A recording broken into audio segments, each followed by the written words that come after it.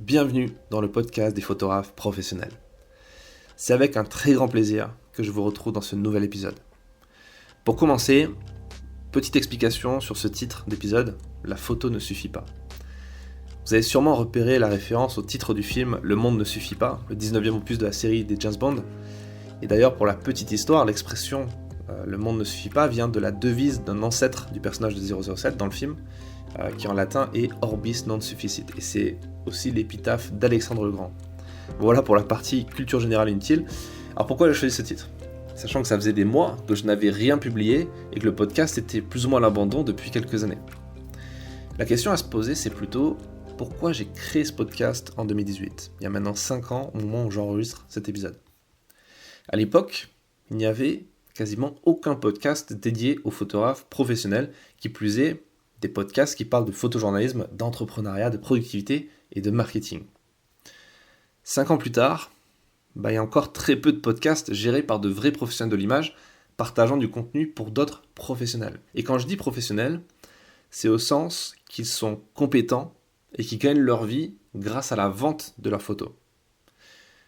Et c'est un point important, car depuis la démocratisation, pour pas dire l'Eldorado du business des formations en ligne, on a vu apparaître beaucoup de photographes, entre guillemets, professionnels, vendre des workshops et autres contenus sans réelle légitimité ni réelle qualité. L'autre élément qui explique selon moi le peu de contenu disponible sur Internet, c'est le fait que dans notre profession, malheureusement, les gens n'aiment pas vraiment partager des infos, des contacts, du réseau ou simplement des conseils. Quand j'ai commencé, il y a un petit moment, j'ai dû faire face à des personnes méfiantes, jalouses, qui se sont révélées même être hypocrites, et qui ont surtout une peur viscérale de la concurrence. Aujourd'hui, nombre d'entre elles ont arrêté la photo et font un autre boulot.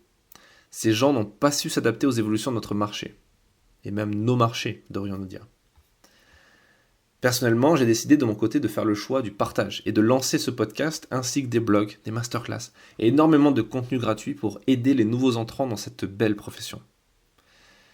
Le podcast compte à ce jour près de 200 épisodes. J'y ai partagé de passionnants entretiens avec de grands noms de la photo, comme par exemple Patrick Chauvel, Eric Bouvet, Pascal Maître, Édouard Elias ou encore Olivier Rodoscani. D'ailleurs, j'invite à écouter ou réécouter ces entretiens sur la plateforme d'écoute de votre choix ou directement sur le site internet podcast-photographe.com. On ne peut pas faire plus simple comme dans le domaine. J'ai donné la parole à des experts de l'image dans différents domaines, le reportage, le mariage, le corporate, le portrait, l'iconographie, le journalisme, etc. Et en plus de ces centaines d'heures d'interviews, pleines de conseils inestimables pour un débutant, et je pèse mes mots, parce que c'est les retours qu'on m'a fait, j'ai aussi partagé des réflexions, des apprentissages personnels. Et si vous faites partie des auditeurs de la première heure, vous avez pu vivre mes succès, mes échecs, mes doutes, mes espoirs.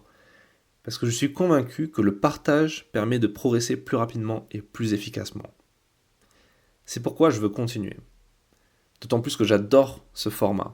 En parallèle de mes activités de photographe et de rédacteur en chef du magazine Défense Zone, j'ai créé un podcast pour ce même média et les retours sont excellents.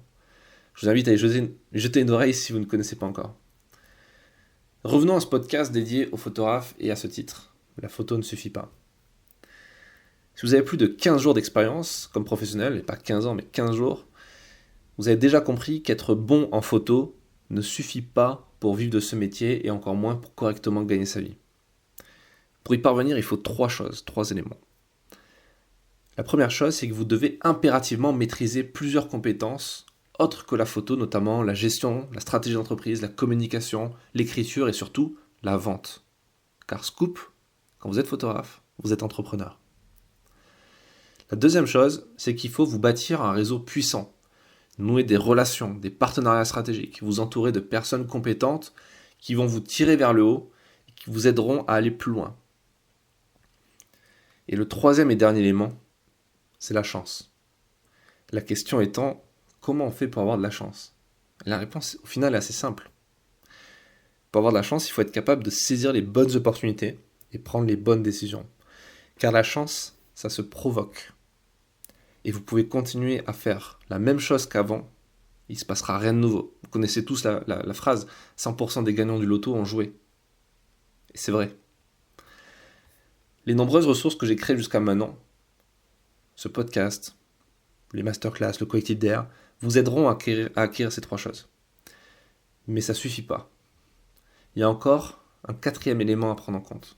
Et ce quatrième élément, c'est votre capacité à évoluer et à vous adapter au changement.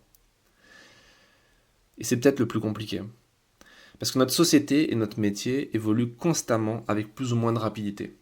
Et il semble évident que nous sommes actuellement, en 2023, à un virage important, un peu comme ce fut le cas il y a quelques décennies au moment de l'arrivée d'Internet et des appareils photo numériques.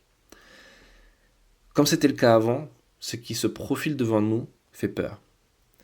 L'intelligence artificielle, l'IA, le métaverse, les NFT, toutes ces technologies vont très certainement tout remettre en cause et commencent déjà à bouleverser notre industrie. Dans un prochain épisode, on abordera la question de l'IA en détail et je vous donnerai des clés pour comprendre et vous adapter à cette incroyable innovation. Et spoiler, vous devez comprendre que vous ne serez pas remplacé par une IA. Vous serez remplacé par un autre humain qui utilisera mieux l'IA que vous. D'ailleurs, si vous écoutez ce podcast sur YouTube, vous posez peut-être des questions concernant la photo que j'ai utilisée pour la bannière de l'épisode. Et oui, la réponse est oui, c'est une image que j'ai créée via une IA, celle de Midjourney. En fait, j'ai demandé à la machine, j'ai écrit un prompt pour qu'elle me génère une photo de James Bond avec un appareil photo dans les mains, pour être raccord avec le titre. Et le rendu est plutôt pas mal, comme vous pouvez le voir. Alors peut-être que vous dites, en ce moment, ça fait peur de voir qu'on peut créer des photos comme ça avec une ligne de texte. Ça fait peur. Mais le truc important à comprendre, c'est que toutes ces peurs ne sont que des peurs. Et comme disait Oliviero Toscani dans ce podcast, il ne faut pas avoir peur d'avoir peur. Avec l'accent italien, c'est mieux. Le monde est suffisamment complexe et dur pour perdre du temps à parler de scénarios encore plus catastrophes et vous êtes déjà sérieusement dans la merde si vous pensez non seulement qu'être un bon photographe suffit pour vivre de ce métier. D'ailleurs, petit fait amusant, tous les gens que je vois se plaindre sur les réseaux sociaux, que ce soit de l'IA, de la concurrence des amateurs ou autre excuse, en général sont des gens qui n'arrivent pas vraiment à gagner correctement leur vie. Ce sont leurs frustrations qui parlent. Un peu comme un bébé qui pleure parce qu'il a faim ou qui cherche de l'attention. Les gens qui gagnent très bien leur vie avec la photo, et croyez-moi, il y en a, pour en avoir rencontré pas mal et avoir discuté avec eux, ces gens, vous les entendez pas. Vous ne les voyez pas se plaindre dans un groupe Facebook. Non, ces gens, ils sont trop occupés à bosser. Et personnellement, j'aime beaucoup ces gens. Ce sont mes meilleurs auditeurs. En fait, ce sont pour eux que je fais ces podcasts. Parce que j'aime les gens qui se bougent le cul, les gens qui ont de l'ambition, les gens qui ont l'envie de réussir. J'aime les gens qui ont pris conscience de la chance incroyable qu'ils ont de pouvoir choisir un métier passion, qui se lèvent le matin en faisant ce choix volontaire, et le mot important, volontaire, de ne pas prendre le métro pour aller bosser à contre-cœur dans l'entreprise de quelqu'un d'autre. Ces gens font le choix de se battre au quotidien pour bâtir quelque chose qui fait sens, qui leur plaît vraiment, qui leur apporte de la joie, qui donne un sens à leur vie. C'est pour eux que j'enregistre ce podcast, que je tourne ces vidéos, que j'écris ces livres, que je partage mes connaissances, mes réflexions et mon réseau. Alors oui, ça ne représente pas une très grande audience. Les gens qui veulent volontairement sortir de la matrice, il y en a peu, trop peu. Mais ces gens valent la peine de continuer à produire du contenu de qualité. Si vous en faites partie, abonnez-vous à ce podcast sur votre plateforme préférée, Apple, Spotify, Deezer, etc. Partagez cet épisode autour de vous. Et si vous voulez plus de ressources efficaces et utiles, vous pouvez télécharger gratuitement ma boîte à outils pour photographes entrepreneurs, dont le lien se trouve en description de l'épisode.